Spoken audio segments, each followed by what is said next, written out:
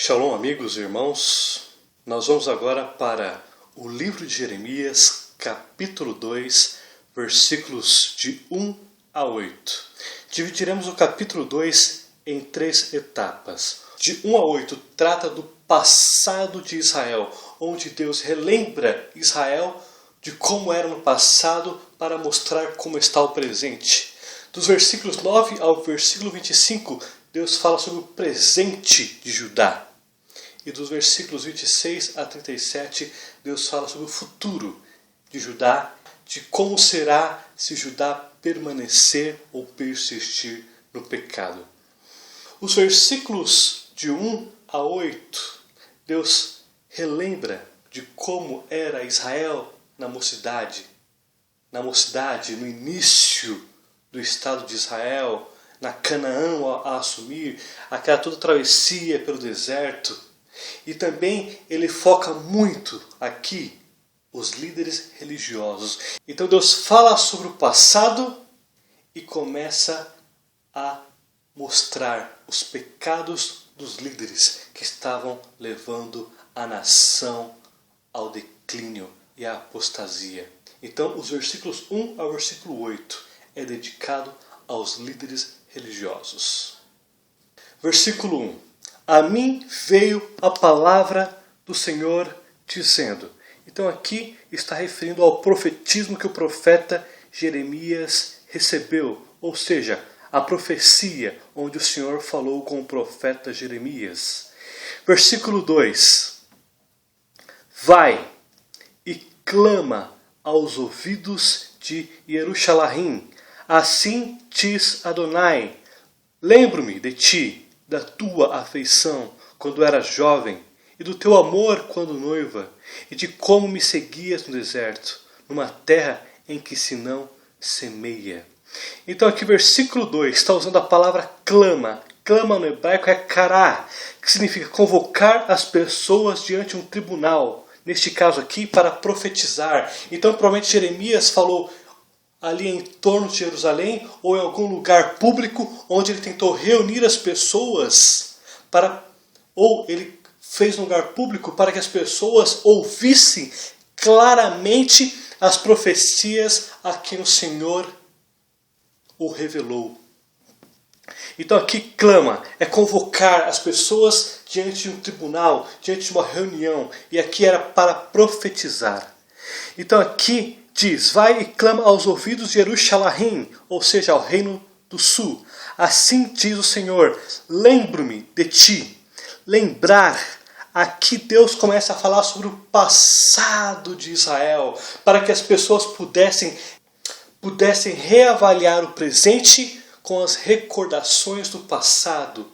Seria mais ou menos para dizer, olha o que eu fiz com vocês no passado, abençoei vocês no passado, estive em momento em que as nações estavam perseguindo vocês, eu fui fiel a vocês. Lembra do que eu fiz com vocês? Então aqui a palavra lembrar é, olhem, recordem do passado. E aqui diz, da tua afeição. Afeição no hebraico é hesed, é um amor pactual, é um amor onde se exige fidelidade, é um amor de compromisso. Aqui a palavra hesed quer dizer que havia fidelidade entre Israel e Adonai. Aqui está mostrando que havia transparência, fidelidade, um amor puro, onde havia um casamento entre Israel e Deus. E aqui vamos ao livro de Oséias para entender qual será o futuro de Judá. Oséias capítulo 2, versículos 14 a 23. Aqui em Oséias fala sobre o futuro de Judá, o futuro de Israel. Então, o futuro de Israel será muito mais próspero que o passado de Israel. E aqui Oséias diz, capítulo 2, versículo 14. Portanto, eis que eu atrairei e a levarei para o deserto, e lhe falarei ao coração. E lhe darei dali as suas vinhas, e o vale de Acor por porta de esperança. Será ela obsequiosa, como nos dias da sua mocidade, como no dia em que subiu da terra do Egito. Naquele dia, diz o Senhor, ela me chamará meu marido, e já não me chamará meu Baal. Da sua boca tirarei os nomes dos Baalins, e não se lembrará desses nomes. Naquele dia farei a favor dela aliança com as bestas feras do campo, e com as aves do céu, e com os répteis da terra, e tirarei desta o arco, e a espada, e a guerra, e farei o meu povo repousar em segurança.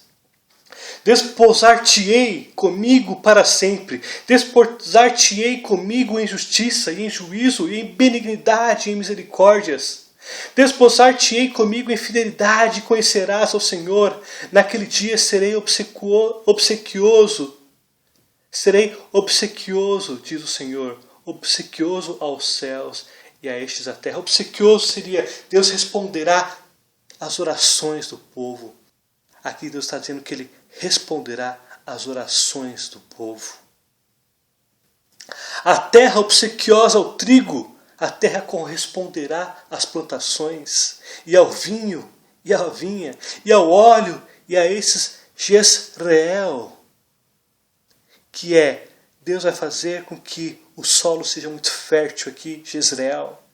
Versículo 23, semearei Israel para mim na terra, e compadecer-me-ei da desfavorecida, e a não meu povo direi, tu és meu povo, e ele dirá, tu és meu Deus. Aqui mostra o futuro de Israel. E aqui no versículo 19 está usando a palavra Hesed, que é a mesma palavra no hebraico utilizada aqui no capítulo 2, versículo 2 de Jeremias. Ou seja, trata de um amor pactual, de um amor de fidelidade. Esta palavra foi traduzida como benignidade. Deus vai ter benignidade do seu povo, vai ter um amor profundo, um amor pactual, assim como o povo também vai ter esse amor de fidelidade, um amor pactual para com Adonai. E aqui está dizendo o futuro de Israel. Então Deus está relembrando o passado de Israel, está lembrando a mocidade, onde havia fidelidade entre o povo e Deus, onde as pessoas ansiavam por um relacionamento profundo, honesto, sem interesses. E aqui em Oséias está falando como vai ser no futuro, ou seja, o futuro vai ser o passado, a mocidade de Israel, só que em proporções muito maiores, porque o futuro haverá só crentes no Mashiach. Pessoas que se converteram verdadeiramente ao Deus de Israel.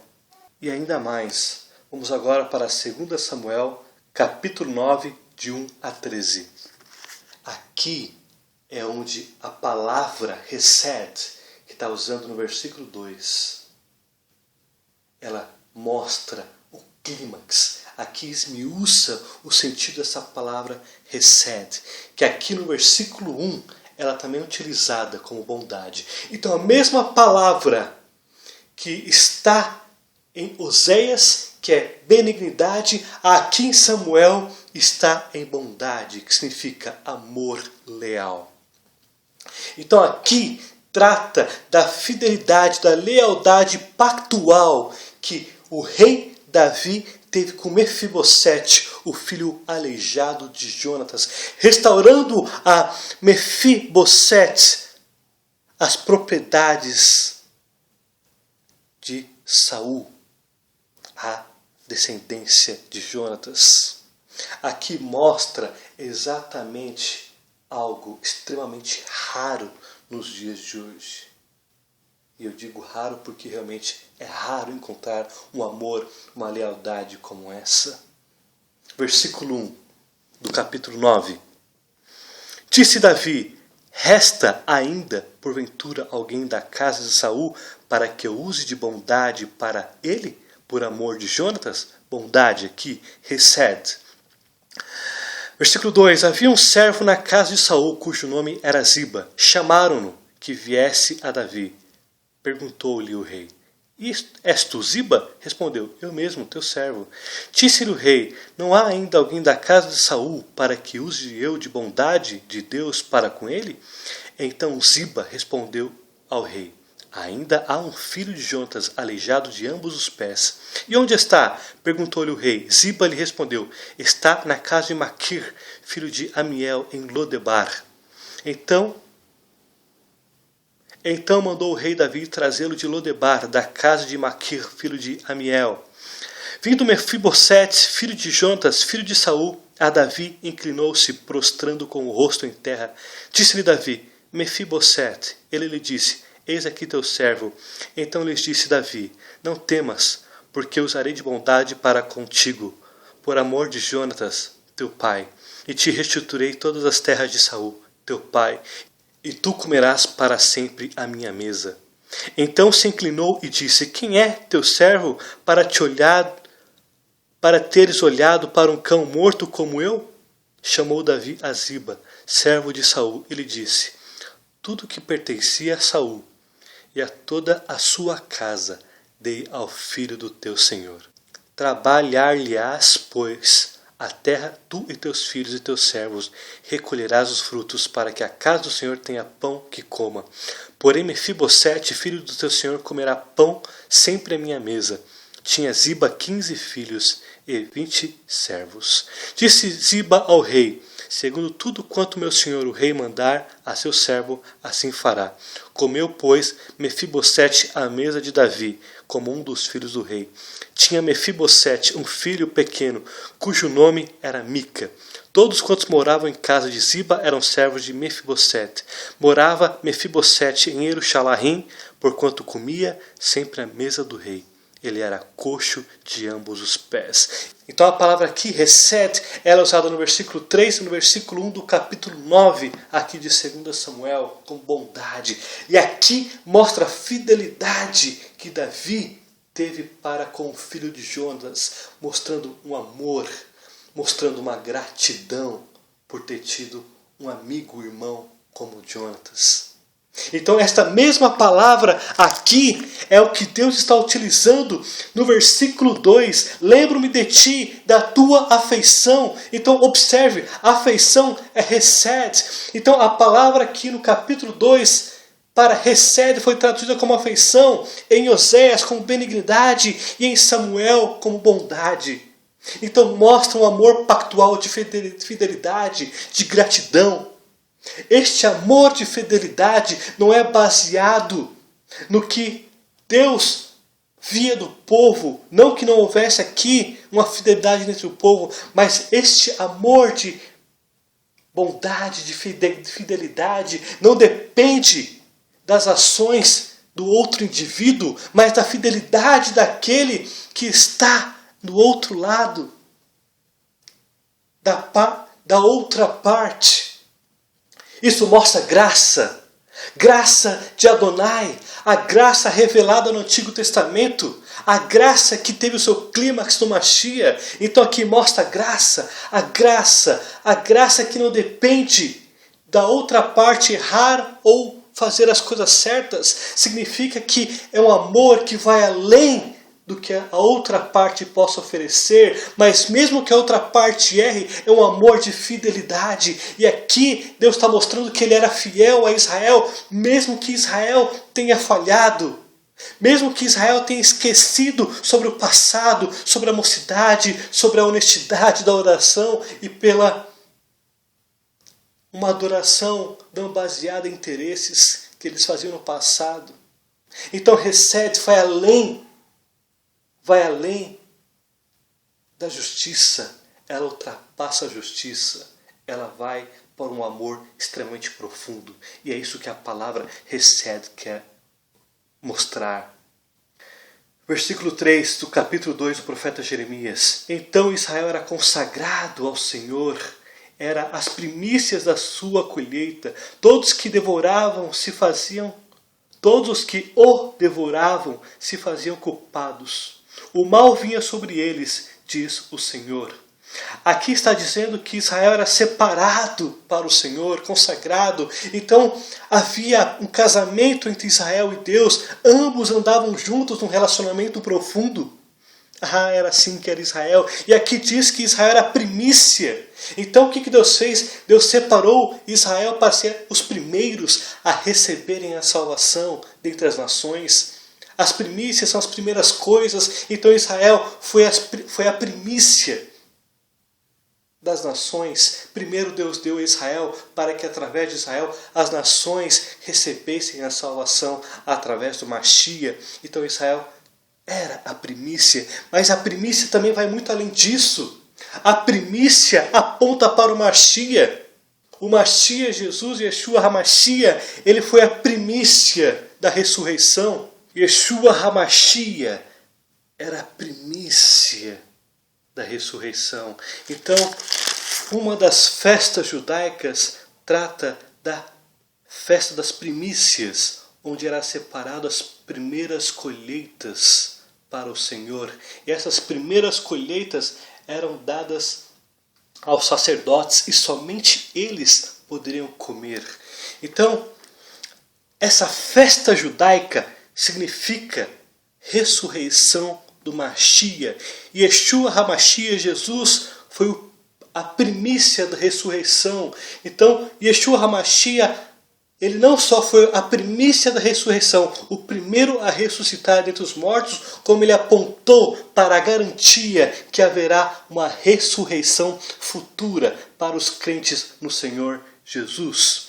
Então nós vamos agora para 1 Coríntios capítulo 15, versículo 20, na Brit Hadashah, que diz: mas de fato o Mashiach ressuscitou dentre os mortos, sendo ele as primícias do que dormem. Então aqui mostra que ele é um sinal, é um protótipo da ressurreição futura, dos que acontecerão com os patriarcas, os crentes e com a igreja. Agora, em Êxodo capítulo 4, versículo 22, trata da primícia de Israel, que diz: dirás a Faraó, assim diz Adonai, Israel é meu filho, meu primogênito. Então, como eu disse, Israel foi o primogênito, foi a primícia das nações. Primeiro é Israel, primeiro os judeus, depois as nações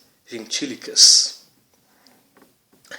E aqui a primícia também é exatamente a festa judaica que simboliza a ressurreição. E nós vamos agora na Torá, em Levíticos, capítulo 23, versículos de 9 a 14.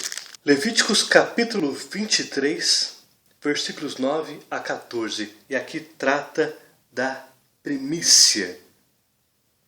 A primícia envolvia a apresentação ao Senhor de um molho. O molho era um homem de cerca de 2,2 litros da colheita de cevada no segundo dia das festas dos pães ázimos, que ocorria no dia 16 do mês de Nissan, no calendário judaico.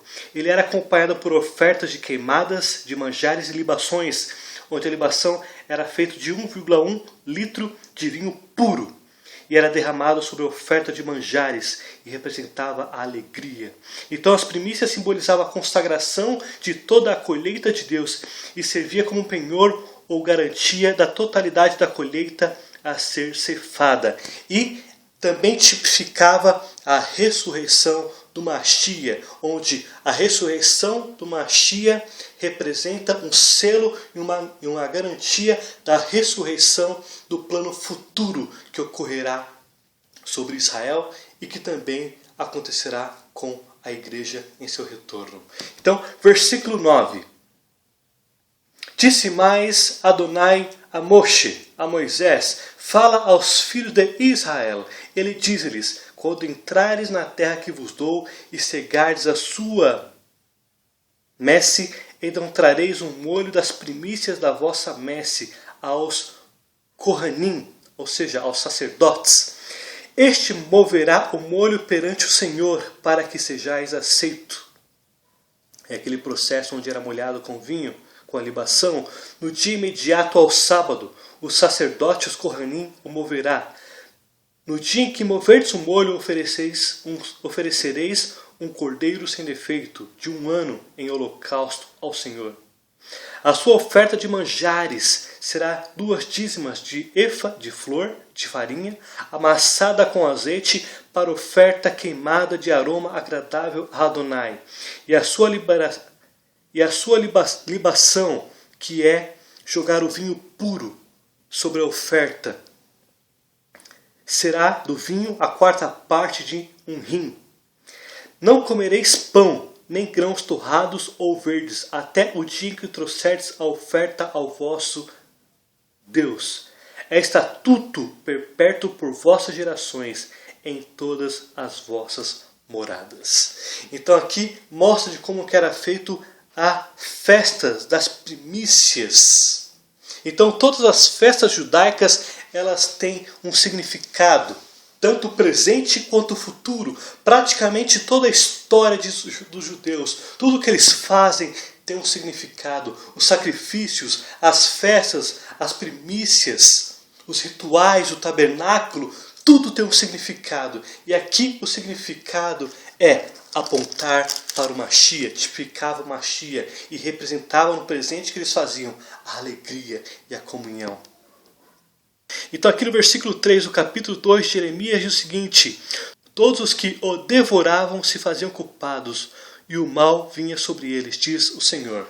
Eu vou ler esse mesmo versículo na Bíblia Ortodoxa Judaica de David Stern para você compreender um pouco mais o sentido. Por isso que é importante se atentarmos a algumas letras com bastante detalhes. Aqui, note, todos os que o devoraram. Então aqui está falando que todas as nações que queriam devorar Israel eram amaldiçoados pelo Deus. Então quando Israel estava numa comunhão muito forte com Deus, se houvesse nação que se levantasse contra eles, Deus acionava a aliança abraâmica de forma rápida para amaldiçoar as nações, ou a nação. Então Deus castigava de forma rápida a nação. Então, estando Israel em comunhão com Deus, praticamente Israel era imbatível dentre as nações. Então eu vou ler aqui no versículo 3 para você entender. Israel foi separado para Adonai, as primícias de sua colheita. Todos os que o devorarem incorrerão em culpa, o mal lhes sobrevirá, diz Adonai. Então, melhor parafraseando essa frase no versículo 3, todas as nações que o devoravam, quem? Que tentavam devorar Israel, Deus mandava um mal sobre a nação. E dependendo da nação, Deus podia até dizimar por completo por se levantar contra Israel. A aliança abraâmica, ela permanece ativa até hoje. Independente se um país é evangélico, católico, qualquer outra nação, ou qualquer outra religião, quer seja cristã, árabe, qualquer nação que se levantar contra Israel, a aliança abraâmica é acionada para amaldiçoar a nação que amaldiçoa Israel. E aqui você vê exatamente Deus acionando a aliança abraâmica para amaldiçoar as nações que tentavam devorar Israel. Esse mesmo contexto funciona hoje da mesma forma, porque Israel e os judeus estão debaixo de uma aliança que abençoa ou amaldiçoa a nação de acordo com o seu comportamento ou relacionamento com Israel. Versículo 4. Ouve a palavra de Adonai, ó casa de Jacó, Yaakov, e todas as famílias da casa de Israel. Aqui, versículo 4, o profeta Jeremias está chamando Judá, que é Jacó, e assim como todas as famílias da casa de Israel, ou seja, os judeus que saíram do Reino do Norte após a invasão assíria, que conseguiram escapar da invasão assíria no ano de 722 a.C., e eles foram para Judá. e para Jerusalém. Então aqui o profeta está dizendo: ouve a palavra de Adonai, ó reino do norte e o reino do sul. Ouçam restantes da casa de Israel que conseguiram sobreviver à perseguição da Assíria no ano de 722. No ano de 722 a.C. Versículo 5. Assim diz Adonai, que injustiça acharam vossos pais em mim, para de mim se afastarem, indo após a nulidade dos ídolos e se tornando nulos eles mesmos? Aqui o Senhor está se colocando em prova o que ele fez para que os pais da nação abandonassem-o. Aqui Deus está dizendo o que erro que eu cometi contra vocês para que vocês me trocassem por ídolos feitos de mãos. E aqui ele diz: as pessoas que buscaram esses ídolos feitos por mãos de homens se tornaram nulos, ou seja, se tornaram sem utilidade, sem vida. Porque os que buscam os deuses feitos de mãos se tornaram mortos, sem valores. Então aqui ele está perguntando: o que eu fiz para vocês me trocarem, eu, o Deus vivo, Criador dos céus e da terra, por ídolos que são feitos de mãos de homens que não têm vida, são nulos, e se tornaram nulos como eles. Vocês trocaram a mim por eles. O que eu fiz? Para entendermos mais essa palavra nulidade, que significa sem valor, nós vamos agora para 2 Reis, capítulo 17, versículo 15. Rejeitaram os estatutos e a aliança que fizeram com seus pais, como também as suas advertências com que protestara contra eles. Seguiram os ídolos e se tornaram vãos, e seguiram as nações que estavam em derredor deles, das quais o Senhor lhes havia ordenado que não os imitassem. Então aqui mostra justamente nos períodos dos reis, onde Israel, que era separado, consagrado ao Senhor, preferiu absorver os deuses das nações, onde eles faziam rituais para adorar deuses feitos de mãos, de pedra, de barro, deuses para diferente tipo de sorte. Então eles pegavam esses deuses e adoravam. Essas nações praticavam orgias sexuais, praticavam sacrifícios humanos. Alguns se cortavam os próprios corpos, se mutilavam. Então os judeus, Israel, acabaram seguindo esses deuses das nações. Eles eram separados, eles preferiram seguir a essa nulidade de deuses mortos. E para entendermos ainda mais a profundidade disso, nós vamos agora para o livro de Salmos. Salmo 115 na Bíblia Evangélica, Salmo 113 na Bíblia Católica, e na Tanakh é Salmo 115, que é Terrilim 115. Versículo 1.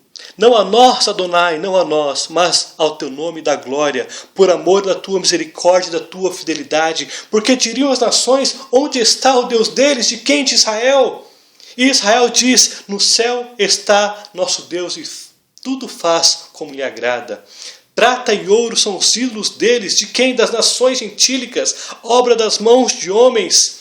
Tem boca e não falam, tem olhos e não veem, tem ouvido e não ouvem, tem nariz e não cheiram, suas mãos não apalpam, seus pés não andam, som nenhum lhes sai da garganta.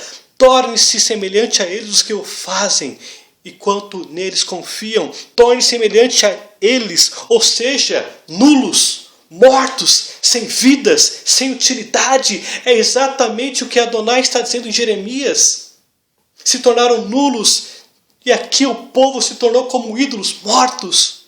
E aqui no versículo 9 do Salmo 115 diz: Israel confia em Adonai, ele é seu amparo e o seu escudo. Então aqui no tempo do profeta Jeremias, trocaram o Deus Criador, o Deus de Israel, por deuses feitos por mãos de homens que não tinham vida, eram nulos, sem valor.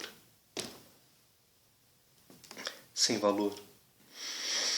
Versículo 6. E se perguntarem, onde está o Senhor que nos fez subir da terra do Egito, que nos guiou através do deserto, por uma terra de ermos e de covas, por uma terra de sequidão e sombra de morte, por uma terra em que ninguém transitava e na qual não morava homem algum?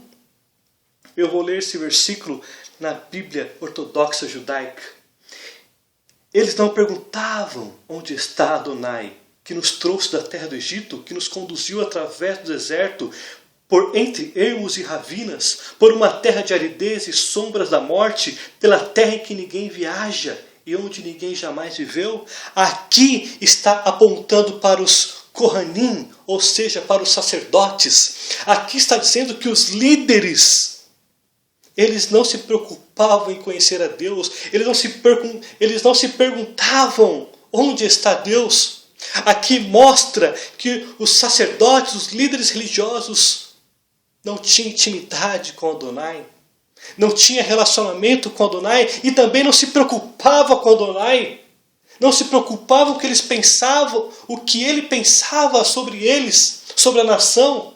Eles eram indiferentes daquilo que o Senhor fazia. Então aqui no versículo 6 seria, eles não perguntam, eles não se preocupam comigo. Onde está o Senhor? Não, eles não se preocupam. Eles não se preocupam para saber aquele Deus que o fez subir da terra do Egito, que guiou pelo deserto, que fez eles ter comida em abundante, ter água no deserto. Não, os sacerdotes, os líderes religiosos não se preocupavam em conhecer esse Deus, não se preocupavam em se relacionar com esse Deus.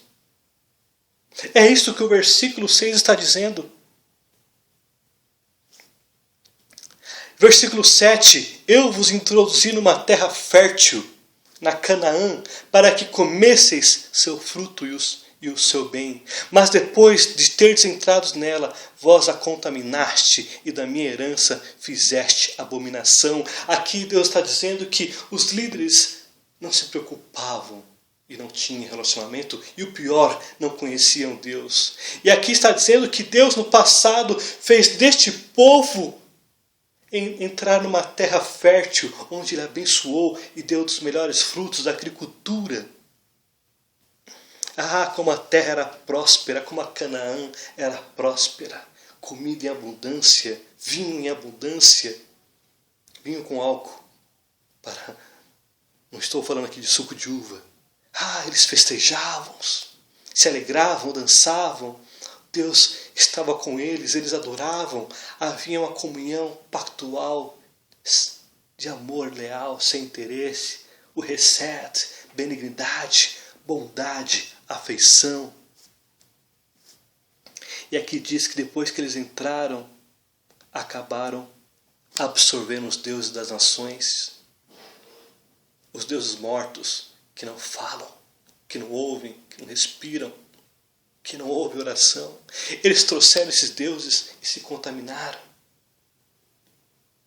Agora aqui no versículo 8, ele vai especificar bem aos líderes religiosos. Os sacerdotes não disseram, onde está o Senhor? Os sacerdotes não se preocupavam em conhecer a Deus. Eu estou dizendo os líderes religiosos.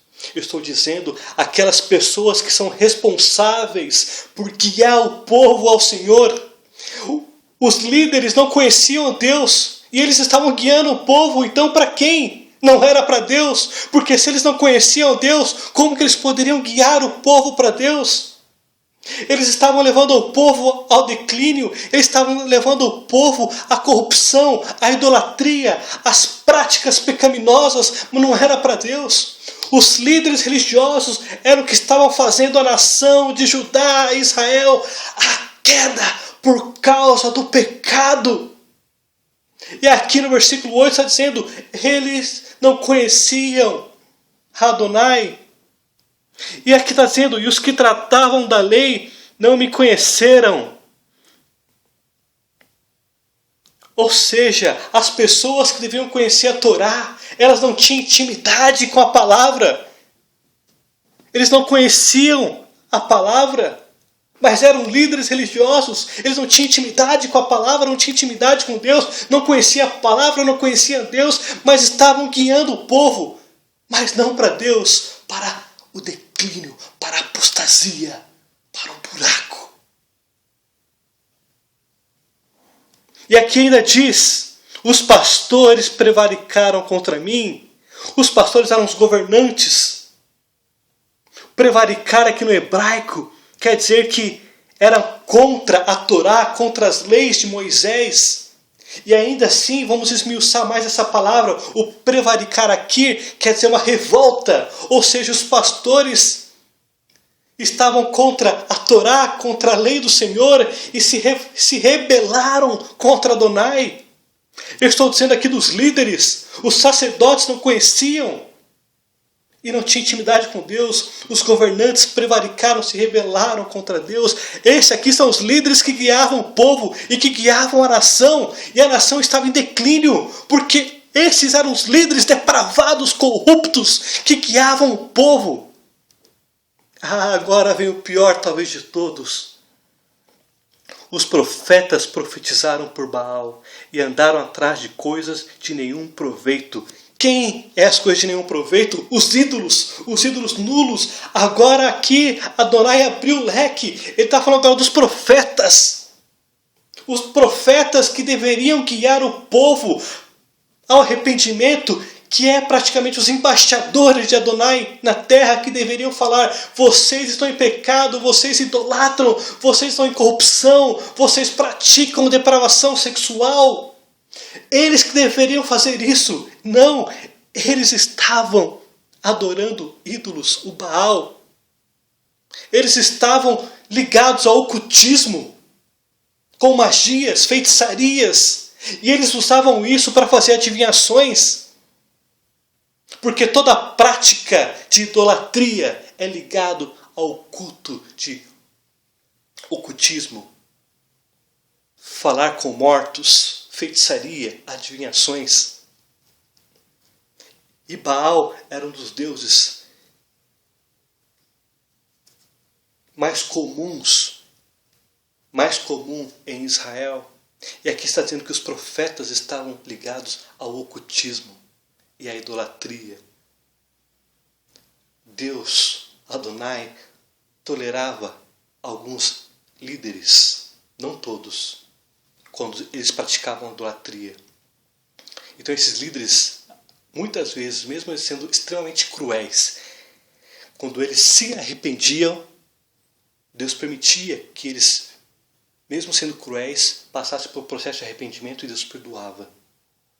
Foi o caso de Manassés, praticamente o pior rei da história de Israel. Extremamente cruel. Deus permaneceu que ele vivesse e ele se arrependeu e Deus o perdoou. Agora com profetas não. Com profetas Deus não tolera. Os profetas, a função do profeta é ser guardião do reino e da lei. Ou seja, quando a nação estivesse em decadência, os líderes estivessem em decadência, os governantes estivessem em decadência, eram os profetas que deveriam repreender. Em alguns casos, e na grande maioria dos casos, os profetas eram perseguidos duramente e muitos mortos. Assim foi o caso de Isaías, que foi cerrado vivo dentro de um tronco. Agora aqui os profetas não estão a serviço de Deus, mas de demônios. Eles não estão sendo aqui o guardião do reino e da lei, mas eles estão profetizando a favor de Baal e de demônios e praticamente empurrando os líderes e toda a nação a um buraco que levaria futuramente a nação de Judá para o cativeiro babilônico e onde fez milhares de judeus mortos e dizimados por causa do pecado. E aqui a palavra hebraica para conhecer é yadar, ou seja, familiaridade com as escrituras. Aqui mostra que os Kohanim, os sacerdotes, não conheciam as escrituras, não estavam familiarizados com as escrituras. E para terminar, nós vamos agora voltar ao passado, à mocidade de Israel, onde Deus aqui tanto fala sobre o passado, que Ele tanto se alegrou no passado, para compreendermos o porquê que Ele está falando do passado para avaliar o presente. Livro de Deuteronômio, ou seja, Devarim no hebraico, capítulo 8, versículos de 1 a 10. Versículo 1. Cuidareis de cumprir todos os mandamentos que hoje vos ordeno, para que vivais e vos multipliqueis e entreis e possuais a terra que o Senhor prometeu sobre juramento a vossos pais. Recordai-te-ás de todo o caminho pelo qual o Senhor teu Deus te guiou do deserto estes 40 anos, para te humilhar, para te provar, para saber o que estava no teu coração, se guardarias ou não os seus mandamentos. Ele te humilhou e te deixou ter fome, e te sustentou com o maná, que tu não conheceste, nem teus pais o conheceram, para te dar a entender que não só de pão viverá o homem, mas de tudo que proceder da boca do Senhor. Disso viverá o homem. O próprio Machia disse isso.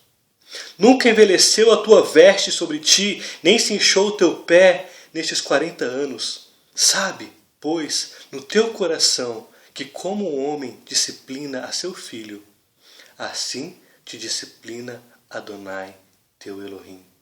Guarda os mandamentos do Senhor, teu Deus, para andares nos caminhos e o temeres.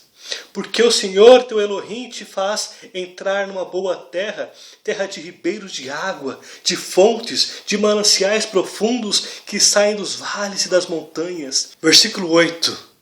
Terra de trigo e cevada, de vide, figueiras e romeiras, terra de oliveiras, de azeite e mel, terra em que comerás o pão sem escassez e nada te faltará nela, terras cujas pedras são ferro e de cujos montes cavarás o cobre. Aqui no versículo 9 mostra que a Palestina era um lugar de grande prosperidade de ferro e de cobre. E versículo 10, comerás e te fartarás, e louvarás a Adonai teu Elohim, pela boa terra que te deu. Então aqui mostra a prosperidade que era Canaã, que hoje é chamada de Palestina, a terra que Deus deu ao seu povo, e nessa comunhão, então Ele fez com que o deserto provasse o povo e tirasse ímpios e pessoas incrédulas, idólatras, e fez aquele povo mais seleto entrar na Canaã. E naquele texto que eu li anteriormente, em Oséias, capítulo 2, versículos 14 a 23, trata do futuro, onde novamente Deus vai chamar Israel para falar amorosamente, vai separar o joio do trigo e vai fazer do seu povo crente na nação mais próspera do mundo, na capital da terra, Jerusalém.